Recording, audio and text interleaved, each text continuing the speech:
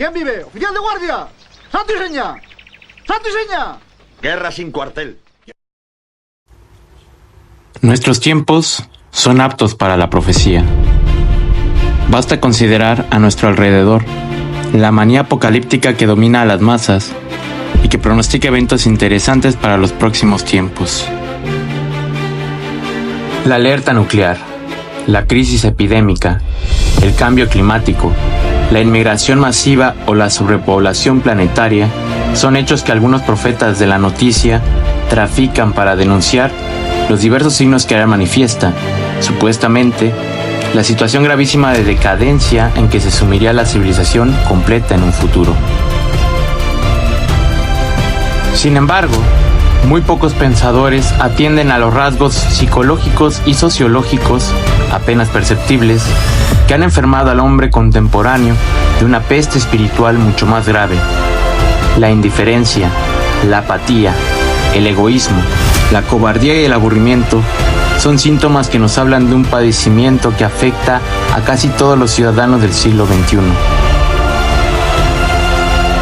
Por esta razón, quiero hablar, en este pequeño documental, de una profecía que ha tenido un cumplimiento efectivo en nuestra época, a pesar de que ella fue pronunciada hace ya muchísimo tiempo, hasta encallar en el mismísimo siglo XIX, cuyo profeta, el filósofo Friedrich Nietzsche, fue capaz de anticipar, desde entonces, la decadencia del hombre moderno en todos los aspectos esenciales que hoy padecemos.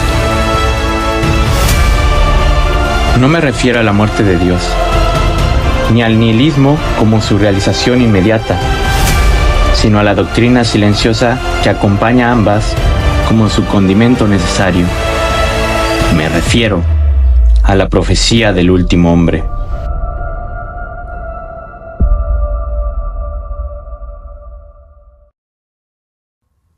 Este documental está basado en un capítulo de mi libro El Anti-Zaratustra, ensayo sobre la moralidad contemporánea, en el cual analizo el discurso de Nietzsche acerca de la figura del último hombre y la comparo con las cualidades del hombre de nuestra época. Si quisieras obtener un ejemplar de mi libro, puedes pedirlo por Amazon y otras plataformas que pongo debajo de la descripción de este video. Sin nada más que decir, espero que disfrutes este documental. El filósofo alemán Friedrich Nietzsche nació en 1844 en Röcken, Alemania, y murió en los albores del año 1900. Entre sus escritos principales, el más famoso e importante fue su libro Así habló Zaratustra, publicado en 1883.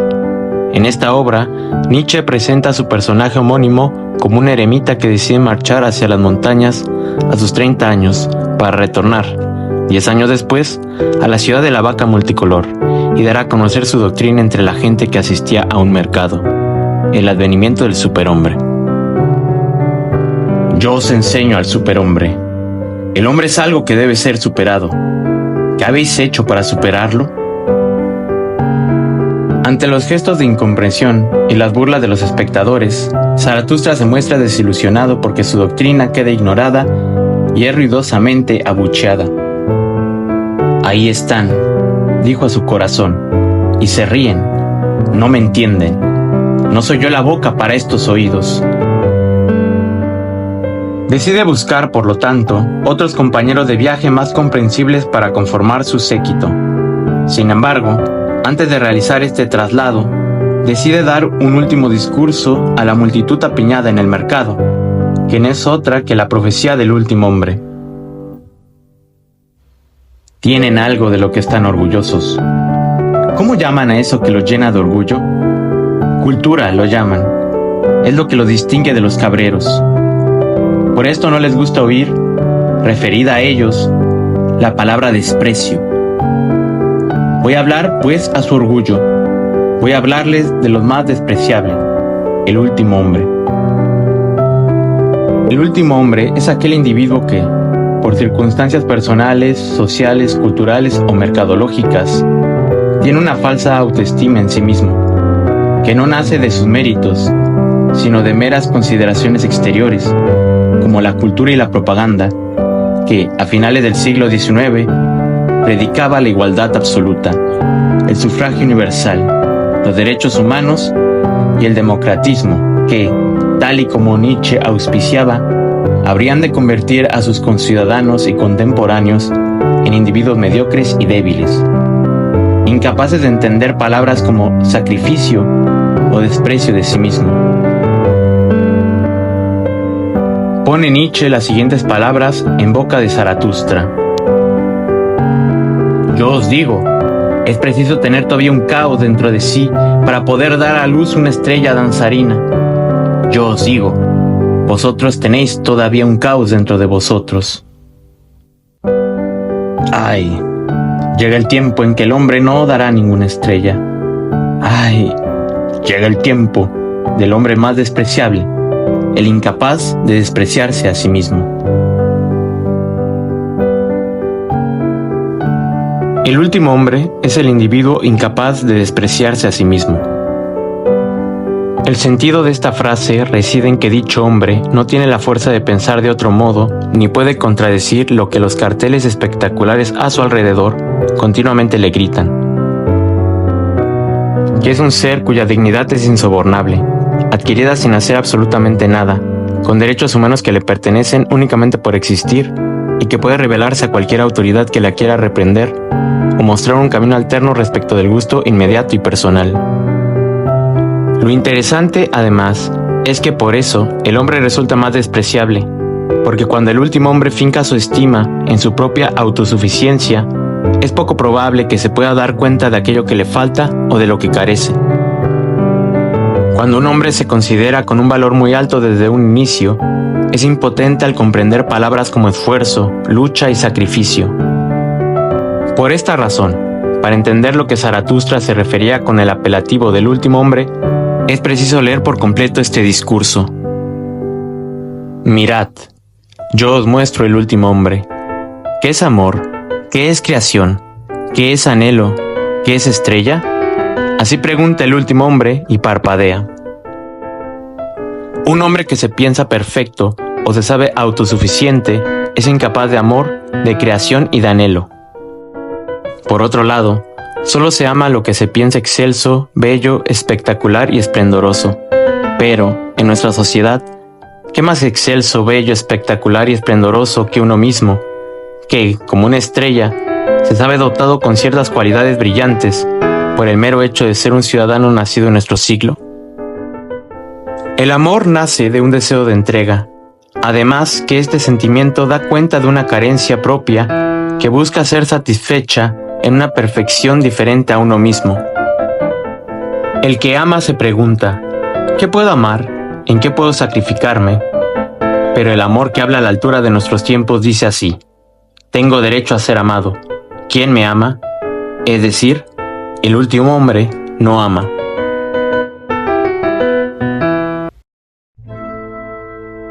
La tierra se ha vuelto pequeña entonces, y sobre ella da saltos el último hombre, que todo lo empequeñece. Su estirpe es indestructible, como el pulgón. El último hombre es el que más tiempo vive. Nietzsche advertía que las revoluciones sociales del siglo XIX y la democratización de las sociedades tendrían consecuencias terribles para la configuración del hombre a corto y a largo plazo.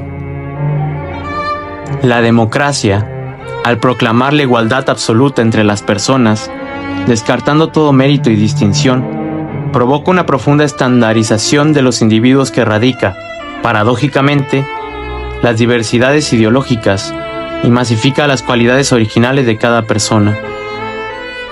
Como yo escribo en mi libro, El Anti-Zaratustra. Las democracias modernas nacen propiamente en el siglo XIX, entre aires revolucionarios y bríos de libertad, y la suposición más común es que ellas buscaban liberar a los hombres de las cadenas de la tiranía y la superstición, para conformarlos dentro de pueblos libres. No nos engañemos, con el triunfo de la democracia no adviene el triunfo concomitante de los pueblos, sino de las masas. El problema del último hombre consiste en que, entre más incrementa su número y mayoritariamente es igual a todos, él mismo siempre se considera como especial y único, pese a que el último hombre es el hombre más masificado de todos.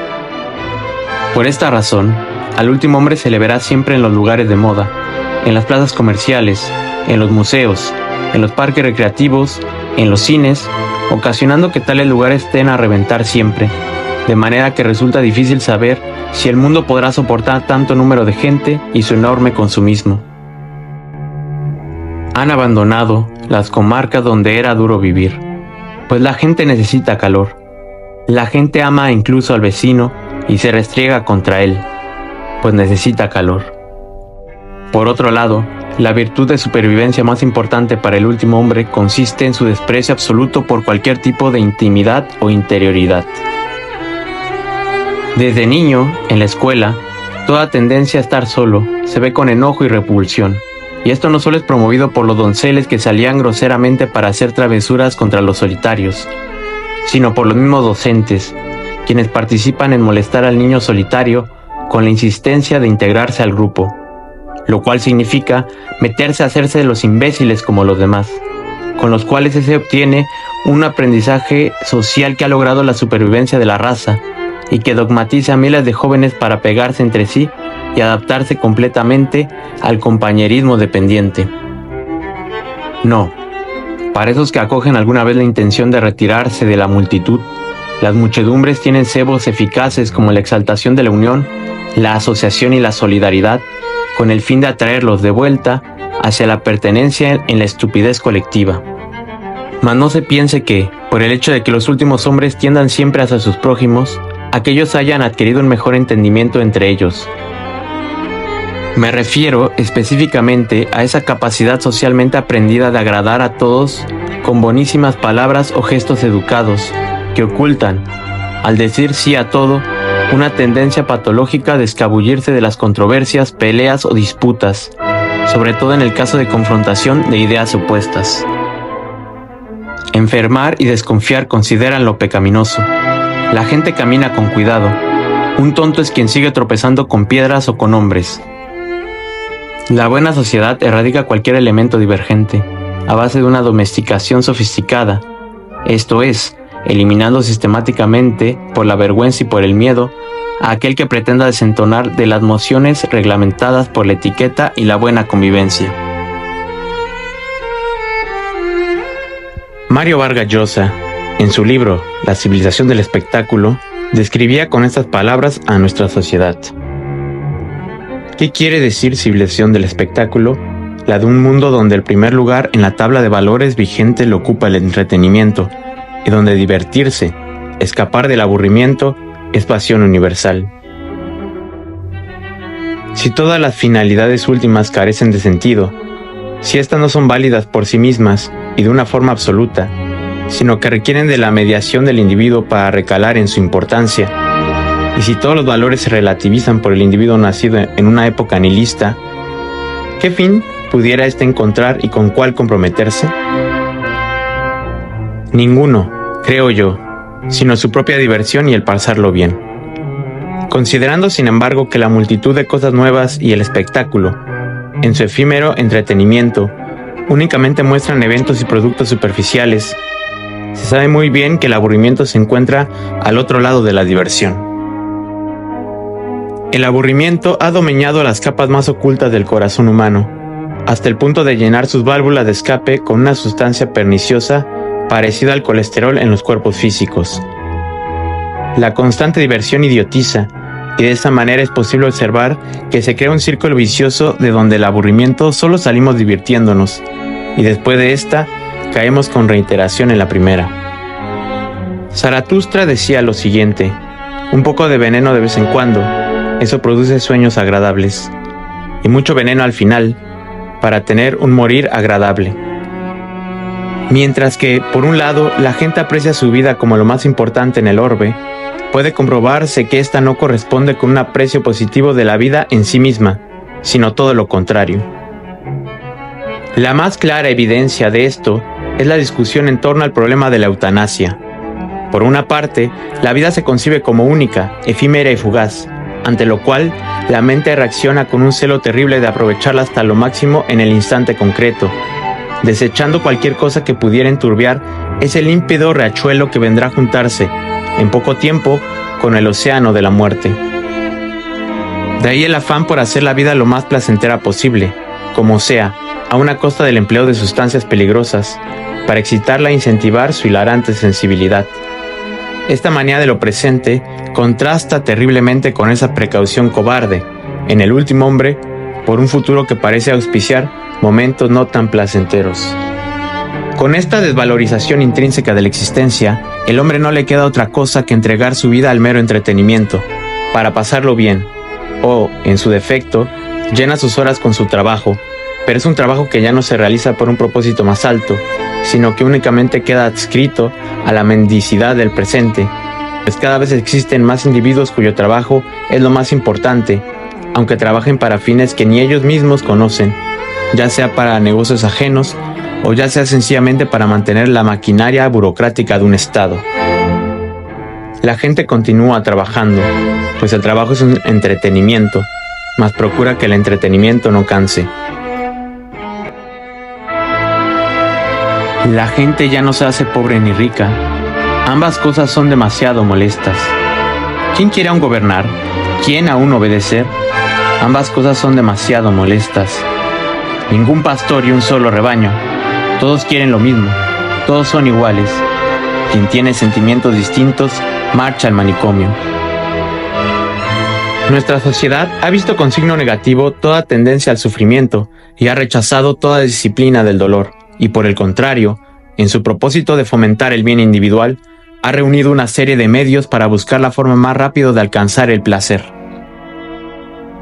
Esto se muestra sobre todo en la profusión de productos en el mercado que no tienen como objeto sino producir una vida más fácil, más tranquila y con menos dolor. De este modo, se ha eclipsado la importancia del sufrimiento para la formación humana y su carácter pedagógico. De aquí también su rechazo a la norma, el imperativo y el deber, que ha sojuzgado el ánimo de nuestros contemporáneos. La obediencia es una disposición sospechosa para nuestros tiempos, pues, como se ha sobrevalorado el valor del individuo, el hecho de someterse a cualquier parámetro superior indica rebajarse en la estima propia del yo individual. Lo cierto es que el último hombre tiene las espaldas flacas, por más que vaya al gimnasio 3 veces a la semana, y es incapaz, desde su nacimiento, de soportar las diferentes y onerosas cargas que antes echaban sobre él. Por sí misma, ninguna autoridad tiene sentido para la moderna democracia, sino que ella por sí misma es siempre negativa. Su función, si todavía cabe, es relativa y momentánea, basada más en consideraciones mudables, como la conveniencia, que en la necesidad o exigencia de que el hombre crezca junto a ella. El último hombre, en consecuencia, es el individuo que más fácilmente puede dar origen a las dictaduras y a las tiranías, porque es el ser más manipulable, ya que en su comodidad y en su falta de apasionamiento, únicamente vota lo que los medios de comunicación le indican y acepta lo que la moda y la ideología establece. Aquí tenemos, por lo tanto, otro resultado paradójico porque, siendo el último hombre el sujeto de la democracia, es también aquel que aceptaría sin chistar la peor tiranía con el único fin de que lo mantengan tranquilo en un estado de esclavitud comodina. En otro tiempo, todo el mundo desvariaba, dicen los más sutiles y parpadean. La gente continúa discutiendo, mas pronto se reconcilia. De lo contrario, ello estropea el estómago. Todo lo que presenta un síntoma de sojuzgamiento, por lo tanto, es deslegitimado por los individuos de nuestro siglo. Este desprecio a toda norma camina parejo con la desconfianza hacia cualquier finalidad compartida por los hombres. Uno de sus mayores signos es el desprecio a los tiempos pasados y la relativa afirmación de superioridad de nuestro tiempo frente a los anteriores. Lo pasado se presenta como algo sumamente rudimentario, barroco y con un aspecto terrible.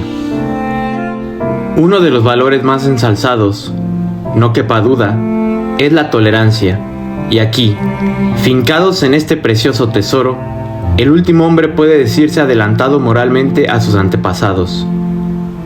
Hoy puede exponerse toda opinión, hasta la más disparatada, en un ámbito público, y no encontrará una oposición contundente frente a ella, ni se le impugnará, salvo que ella no tenga un soporte en la gran mayoría de la gente. La tolerancia es una condición necesaria para evitar el reinicio de las guerras ideológicas del pasado y conquistar, por fin, la felicidad del hombre en este paraíso terreno. De esta manera, se hará todo lo posible por evitar que las ideas impregnen las mentes de cualquier hombre que pretenda salirse del molde privado para descollar en la vida pública. Es decir, mientras la opinión quede en mera opinión, puede ser dicha, pero en el caso de que ella quiera ser vivida, ya no puede ser tan tolerada. No, en ese momento, cualquier idea será rebatida hasta que desaparezca por completo, para seguir manteniendo esa paz tan anhelada por nuestra sociedad multicultural. La gente tiene su pequeño placer para el día y su pequeño placer para la noche, pero honra la salud. Lo que sucede es que esa paz es una condición para la felicidad del último hombre, felicidad que consiste en buscar la mediocritas.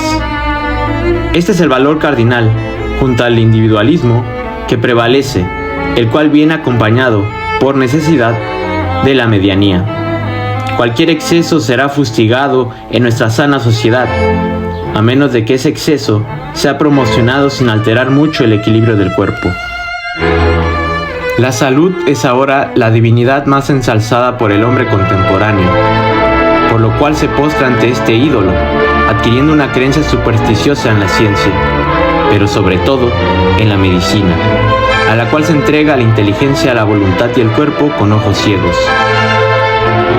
El problema consiste en que el hombre moderno es muy miedoso a perder la vida y es capaz de renunciar a su libertad por unas buenas dosis de relativa salud.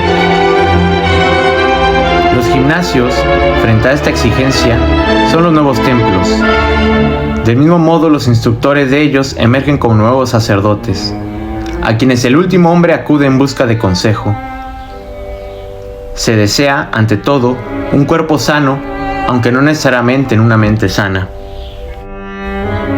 Todo lo contrario, la obsesión por la alimentación y las rutinas de ejercicio tienen alternancia en un mismo individuo con caracteres y voluntades blandas que se restañan ante cualquier molestia y dolor. El hombre se interna, pues, en un círculo donde el placer y el dolor tienen como centro de su circunferencia la salud, ante la que el médico porta la diadema del pontificado contemporáneo. Así corren nuestros tiempos, en lo cual no hay otra cosa que hacer más que seguir su circuito o renunciar a la salud mental y marchar al manicomio de la exclusión social. Con todo lo cual, para finalizar el análisis de este discurso de Zaratustra, debo decir que yo creo, firmemente, que el último hombre ha vencido inalterablemente en nuestra sociedad, si escudriñamos los rasgos psicológicos de nuestros contemporáneos, sobre todo nosotros hemos inventado la felicidad, dicen los últimos hombres y parpadean. No hay punto de controversia en donde el último hombre se muestre más dogmático, en su propia felicidad. Intenta insinuar a este sujeto que su felicidad no es tan real como él pretende que así sea, y señala cómo es imposible que el mismo hombre alcance este estado, por lo menos en este mundo posmoderno, y tal hombre te despreciará desde lo más oculto de su alma. Esta es como la creencia cardinal de su psicología, el saberse satisfecho con lo que es, y si no, aparentarlo. Toda la producción mediática tiende a una de las dos promociones, o a acrecentar esta imagen, o a imponer este dogma donde quiera: sé feliz. Pero, ¿qué es la felicidad?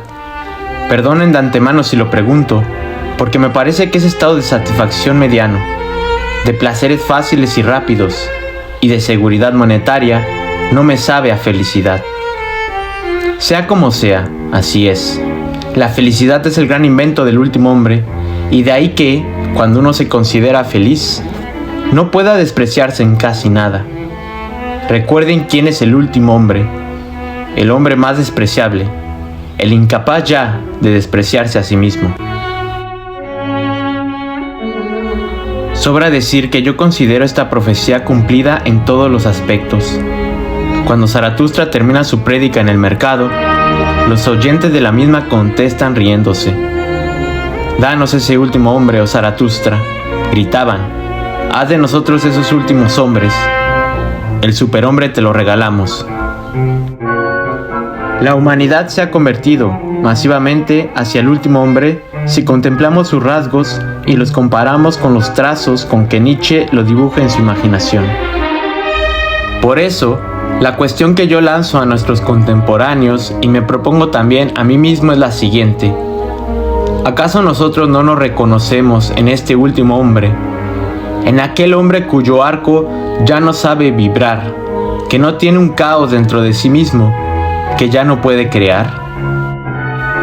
A lo mejor esta pregunta resulta en muchos puntos algo forzada, pero no podemos negar que también muchos de los aspectos que presenta esta imagen son sumamente familiares para nosotros. Tal es el caso de nuestro deseo de felicidad como deseo de paz, de distensión del arco interno. Tal es el caso de nuestra casi maquinal tendencia al trabajo, entendido como un constante apartarse del aburrimiento. Tal es el caso de nuestro rechazo a toda época pasada como incomprensible. Tal es el caso de nuestra pretensión sobre la ausencia de autoridad y dominio. En estos caracteres, por lo menos, somos parecidos a este último hombre que profetizó Friedrich Nietzsche hace más de un siglo.